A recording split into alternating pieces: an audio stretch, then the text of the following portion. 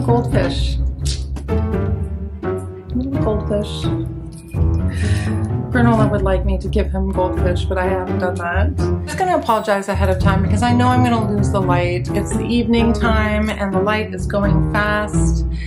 And one day when I have my full lighting set up, that won't happen. But you know, we're just a DIY team here of one and a dog who wants to eat my goldfish and bark at me.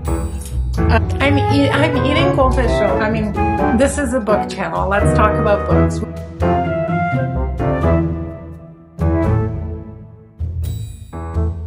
Hi everyone, it's me, Jess. Today I'm going to talk through my September TBR. I'm going to talk a little bit about plans for a couple of different reading events that are happening in September around BookTube, and a lot of these are going to end up being piles of possibilities, I think, because I'm really not sure what mood I'm going to be in. Usually I'm not a big mood reader. I plan things out and read according to plan, and I have no problem with mood reading at all, but I'm a bit more of a planner.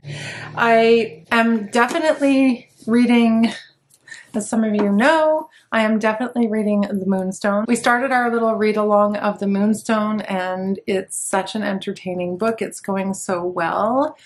We have only read about 100 pages, so if there's anyone who wants to join, you can follow the links to the Voxer group. I think send me a message on Voxer and then I can add you to the Voxer group if you want to join us. It's a really nice group of people there reading the Moonstone. I'm enjoying it so much. And from there, I'm not sure what I'm going to read this month.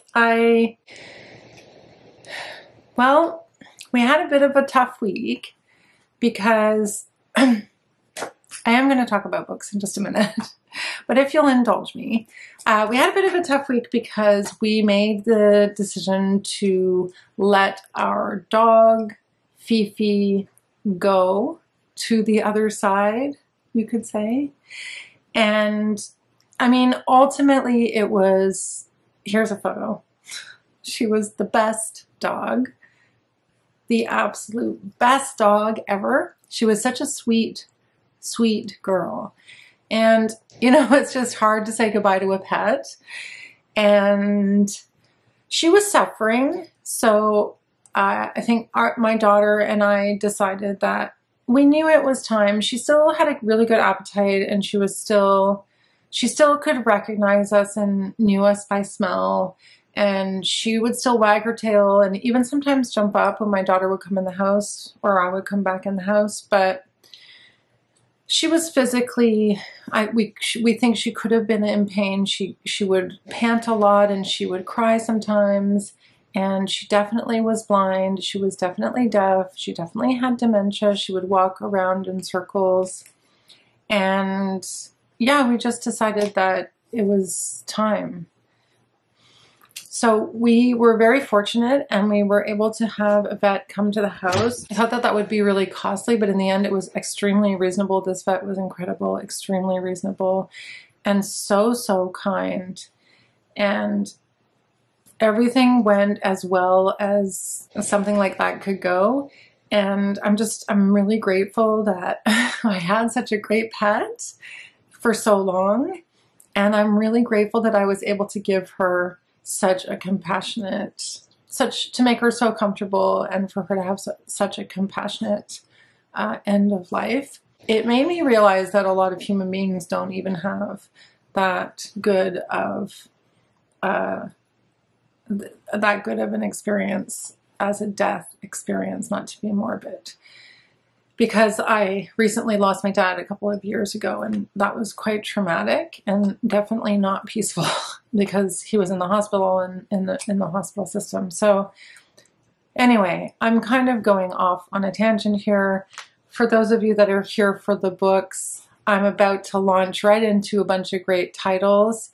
But first, I just wanted to mention kind of my mood, where I'm at, what's happened this week.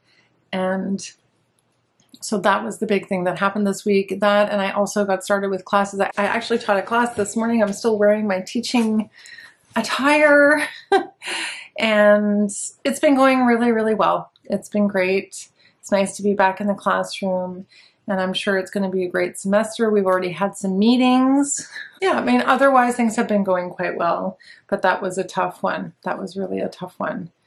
So I think you'll probably notice in my videos much less noise in the background. Nola is currently demolishing a stuffed toy that has no squeaky in it, and there is no longer the pitter-patter of Fifi's toenails on the wood floor in the background.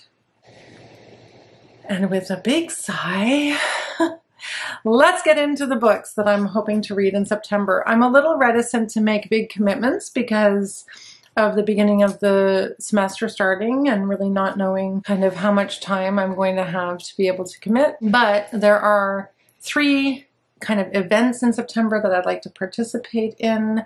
The first one is, like I said, I'm reading the Moonstone. That's just on a schedule, so that's happening anyway. There is a reading challenge to read a book. It's a month-long event that's hosted by a bunch of people. I'll leave all the information in the description box below. I learned about it from Lindy at Lindy's Magpie Reads, because she kept suggesting books that I was talking about for this event that was coming up, and I also knew about it from Elisabeth. So that is a reading challenge where you read books about art. It could be really anything. I think they've called it framed. So I'll talk about my possibilities for that. I know that Scott over at Gunpowder Fiction and Plot is hosting Straya September again. I'm not even sure if there's a group read for that.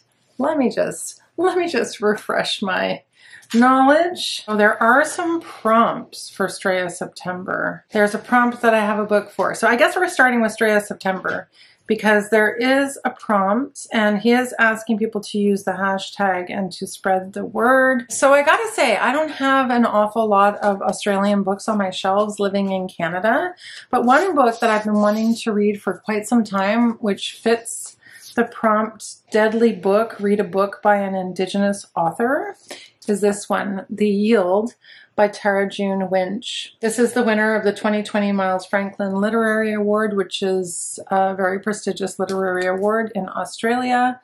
And I've been wanting to read this for a while. It's about a woman who has been spending time in Europe, trying to forget her past, running away from her past life, and comes home for her grandfather's memorial. And in the process of coming back for her grandfather's memorial, she finds out, well, subsequently, she finds out that her grandparents' house is being repossessed and that a mining company is planning to take over the land and leave her grieving grandmother with nothing. And August has decided that she's going to try to put a stop to it. So I think this is quite an interesting book because I think that The Yield, what I understand is that she writes some sections in the native tongue. I don't want to butcher the name of the tribe, but it's the Wiradjuri language, if I'm saying that correctly, because she comes across some of her grandfather's writing from before he died, and she thinks that that's going to help her in her quest to block this mining company from taking over the land.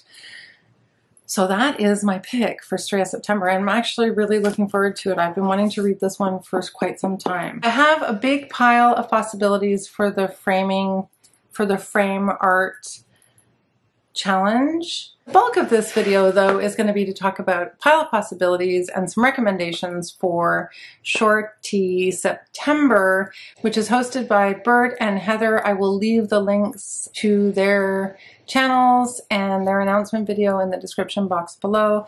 I made a list of possibilities for short book recommendations last September. I will link that also in the description box below. But before we get to that, let's talk about the books for Frame Art Matters. And then the other thing that I have to keep in mind, the other thing that I want to keep on my radar is that I am expecting in a week's time for the Giller Prize long list to be announced. When the Giller Prize long list is announced, I may have to switch things around because there may be some books that I want to read from the Giller Prize long list once it comes out. One book that I picked up last year that I didn't get a chance to read that made me think about the Giller and made me regret not reading it during Giller Prize season last year is We Meant Well by Iram Shazia Hassan.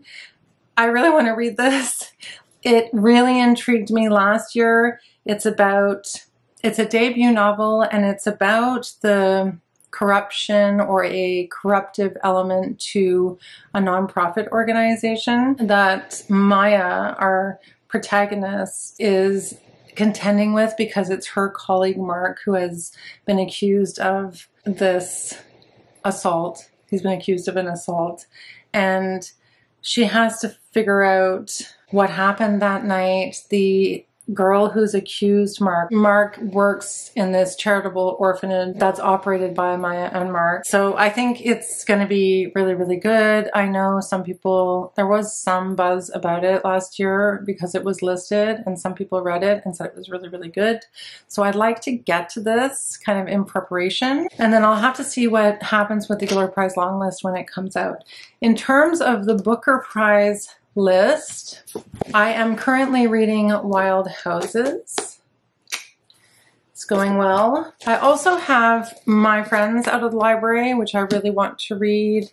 I talked about this one when I talked about my TBR for August. I also have the Anne Michaels Held has come in from the library. I'm honestly not that interested, so I think I'm going to return it. And the Tommy Orange came in. I was really excited to read this, but I think I need to read his other book first, so I might not get to that one. These two might be going back to the library. So in terms of art books, I have quite a few that I would like to get to. And I mean, I think this one I've talked about as ad nauseum, so I'm not going to talk about it again, but I still haven't gotten to Monsters. So this could be it. Hello. So I still haven't gotten to Monsters, so this could be it.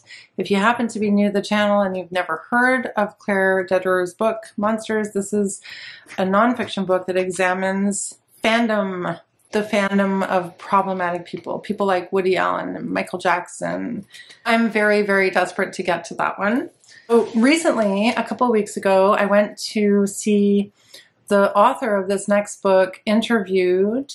The woman's name, I apologize. She's in Broken Social Scene. I should know her name. But it was an event that was put on by St. Henry Books. And if you follow me on Instagram, you would have seen some of my photos from that night. I do tend to put up photos of the various things that I get up to on Instagram in my stories.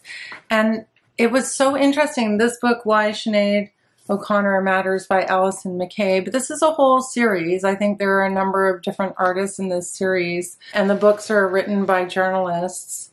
She just was so interesting, the author. I thought she had a very, she just had a very, very keen interest in Sinead O'Connor. She was a big fan, and also she talks a bit about her own ideas about journalism and what it means to interview someone. She talked a lot about that.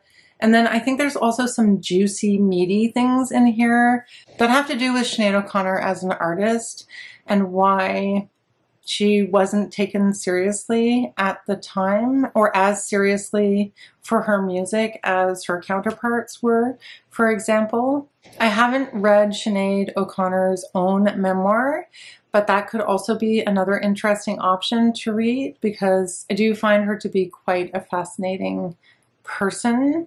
There was a lot of conversation that evening about her being very open with certain, what were at the time very taboo topics like mental health, like her position on different political issues. Obviously, she made that big statement by tearing up the photo of the Pope on SNL, but I think that her activism went really far beyond that, and I want to learn more about her, and I almost want to just run out and buy a vinyl of The Lion and the Cobra and listen to it while reading this book. That seems like my ideal September fall vibe, if I'm honest. So that's high on my list.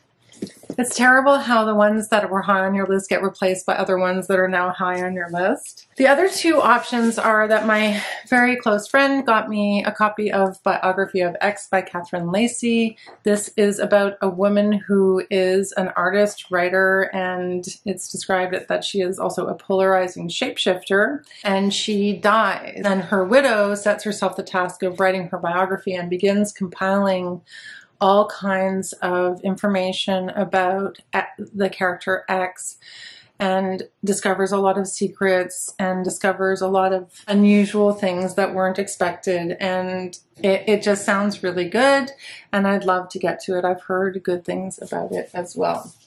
And then the last option is a translated work that I had talked about for reading for Women in Translation Month in my video on books that I suggested for women in translation, is Mother Dead. And it's a stunning cover, but I did not get to it. It doesn't seem like it would be, it's written kind of in short in this format that has these shorter sections. So I don't know if it would qualify for Shorty September. It's still long-ish, like it's still 300 pages, but a lot of the pages, as I said, are kind of short. So that is another option. We shall see. We shall see what I get to. Then I just wanted to shout out a few short books that I've read that I would recommend.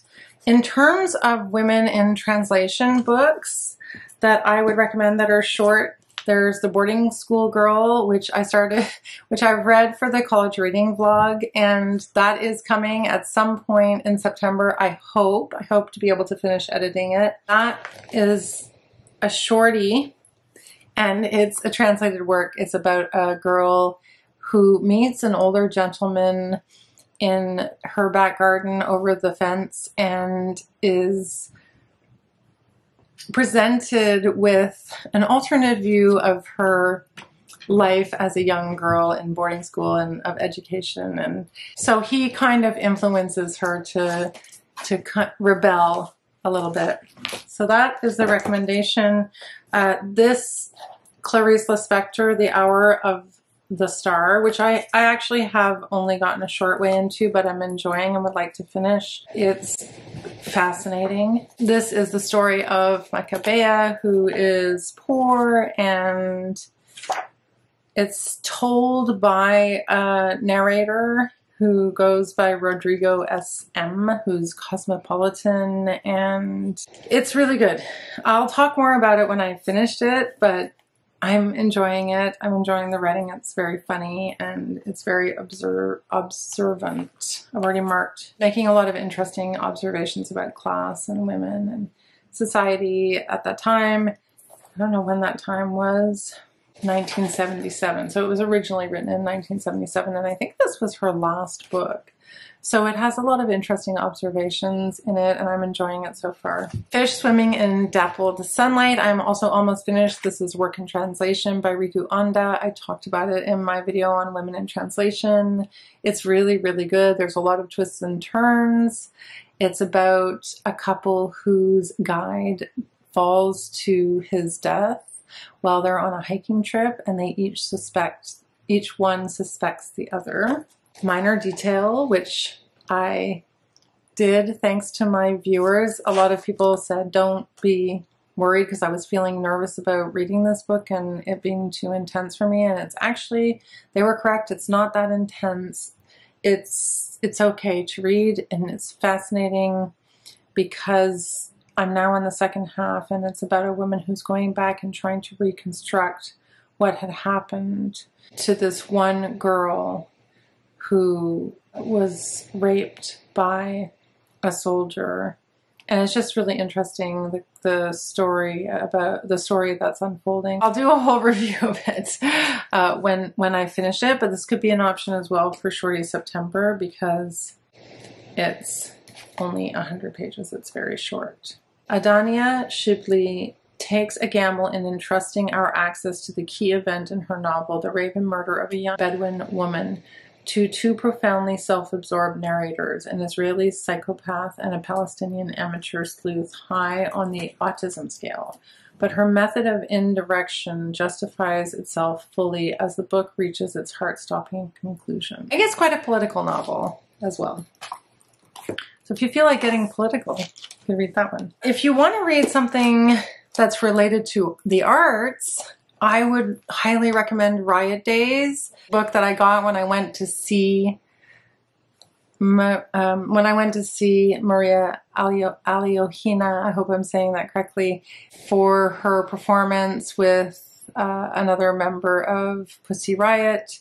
This was so good. This was so inspiring. And she writes about her time when she was in prison, and she writes about her escape from Russia. It's just really, really good.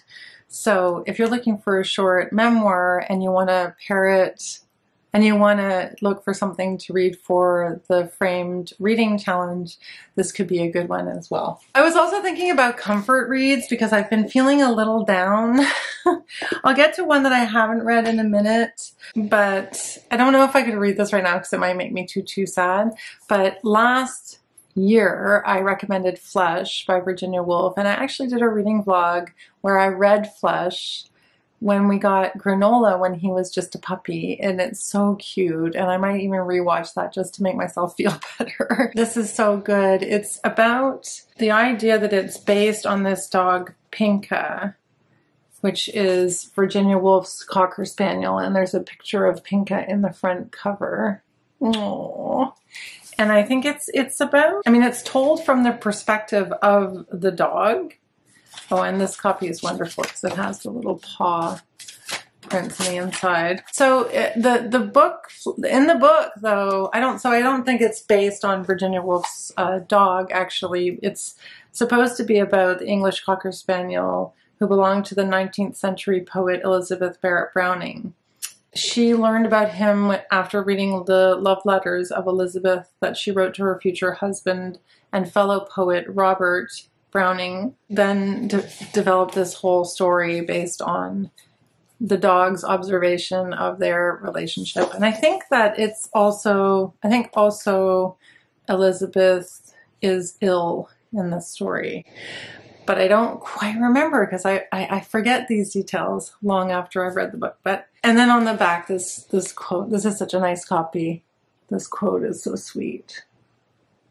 Oh, pets. So that is another suggestion. Another book that I absolutely loved this year that hasn't been getting enough attention on BookTube or anywhere is Loved and Missed by Susie Boy. If you haven't read this and I didn't convince you to read it, I would love it if you read it for Shorty September. It's less than 200 pages and it literally took my heart out of my chest and squeezed it and then stomped on it and then put it back in.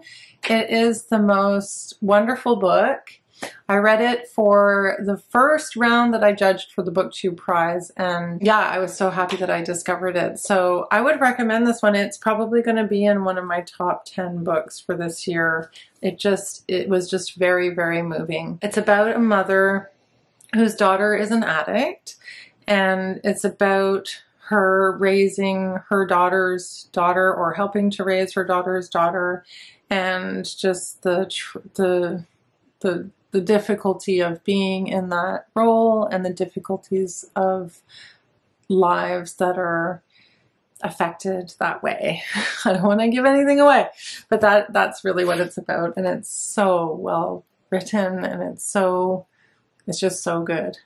I'd love it if I could convince more people to read this one. Those are my recommendations. Those are books that I've read before. And then I thought, well, I'm really having a tough go of it right now. I'm doing better than I was. Like I've had my day of mourning, but I think it's going to come and go. So I thought maybe I would read the Dow of Pooh. It's on my shelf. And I thought, you know what? For Shorty September, I feel like this could be a good option for me. I'm really looking for stuff that's not too heavy.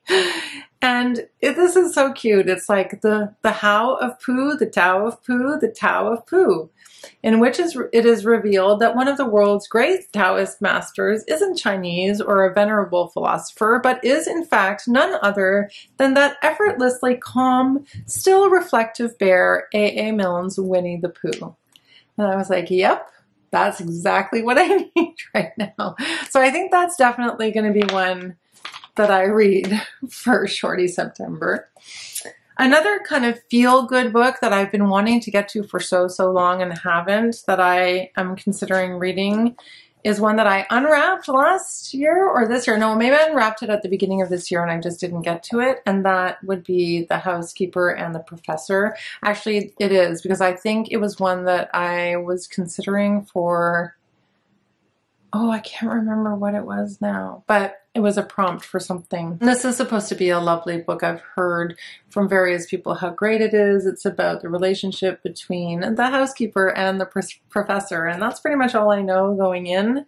But I think it's supposed to be quite moving and elegant and beautifully written. It's also a book in translation, so it would have worked for Women in Translation Month as well. I also have a very short book on my classics TBR, which I have not gotten to, which I would love to get to in September.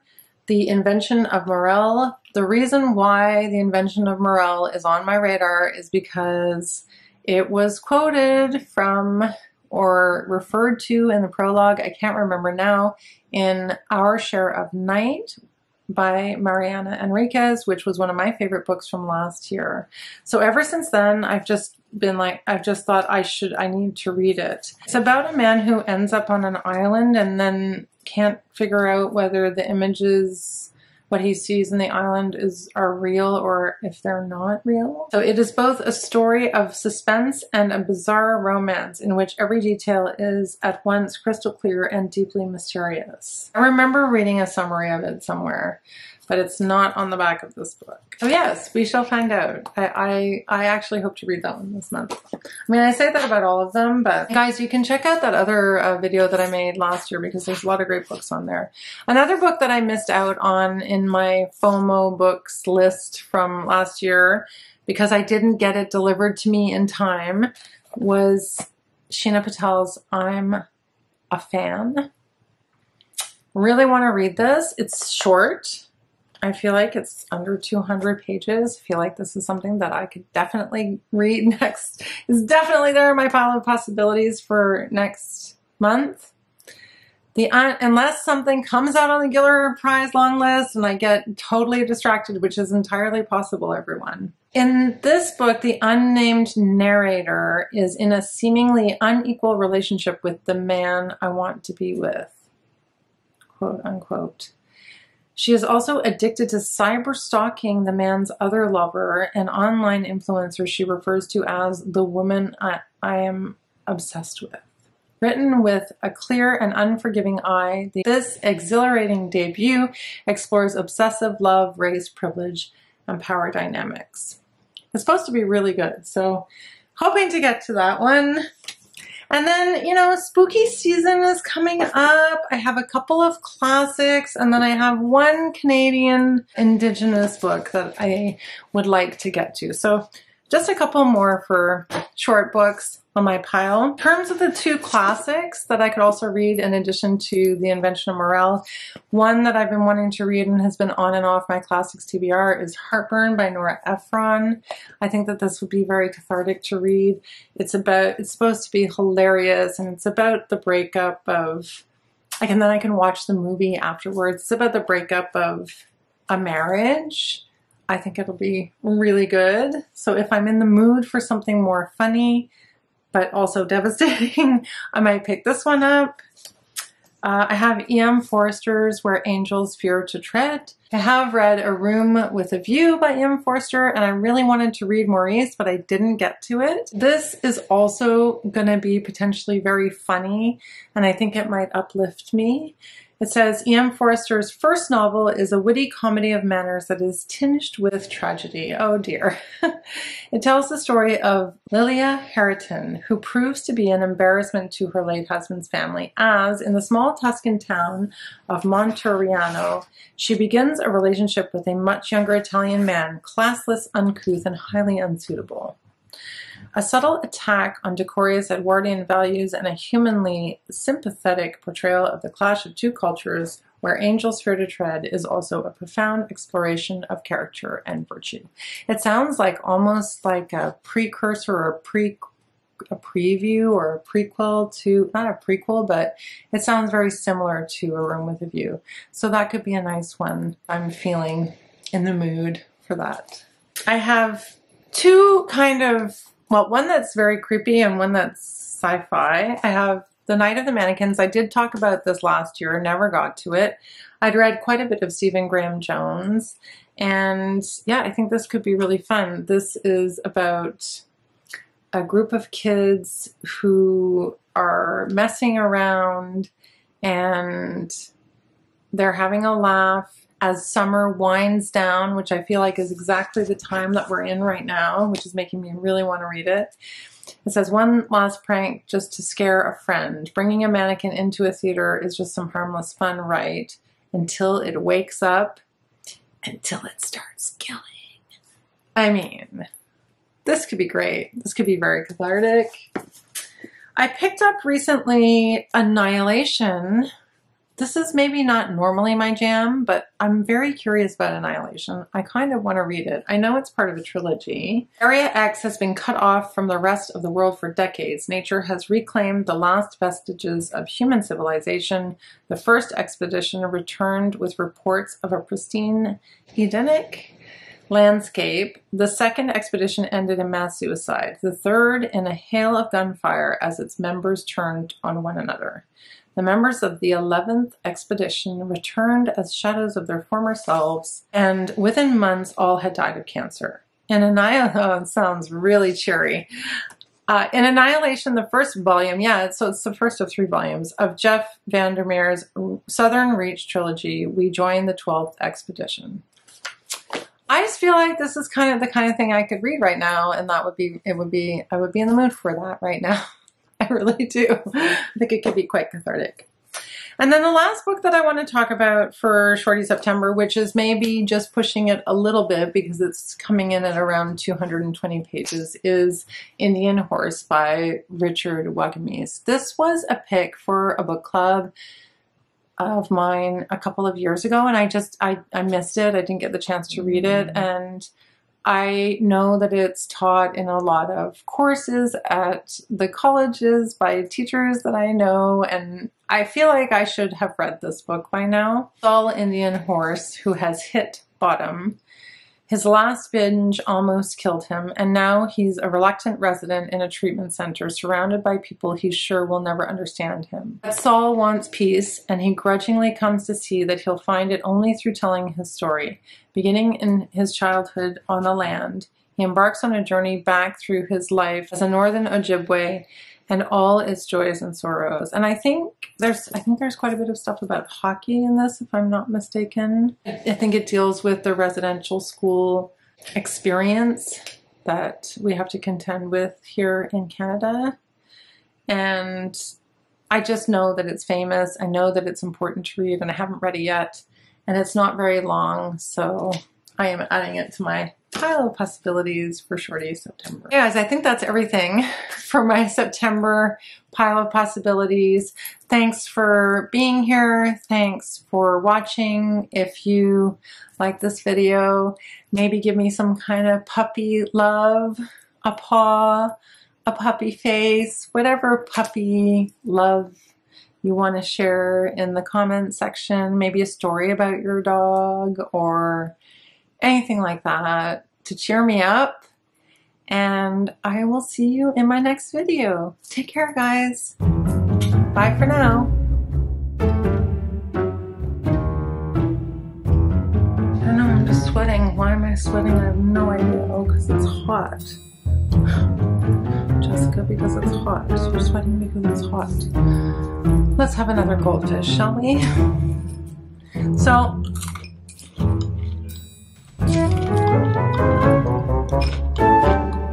but I wanted to, I guess the bulk of this video is going to be to talk about short video, or sorry, the bulk of the video is going to be to talk about options for Shorty September. The bulk of this video, though. Hi.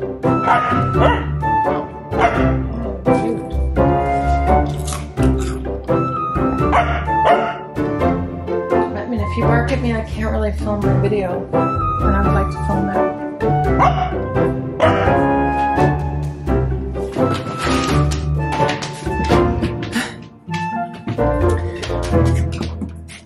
So yeah, really desperate to get one. No, don't bark at me. So yes, I'm very... So I have read